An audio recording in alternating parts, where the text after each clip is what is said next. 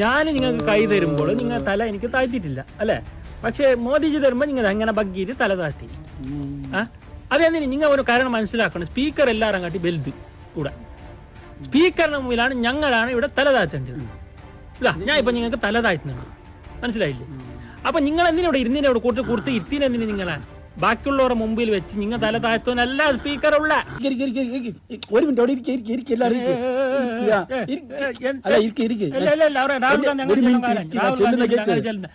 അവിടെ രാഹുൽ ഗാന്ധി പ്രധാനമന്ത്രി അല്ല ഇവിടെ ഇരിക്കുന്ന ഞാൻ ചെല്ലുന്ന ഞാൻ ഇവിടെ ഇരിക്കുന്നതിന് പിന്നെ നിങ്ങൾ എന്റെ രണ്ട് പീസ കേക്ക് യാവത്ത് എന്ത് തിന്നിട്ടുമില്ല. സ്വാഭാവികം അങ്ങനെ വന്നിന് പട്ടിണി തലമ്പലാന്ന്.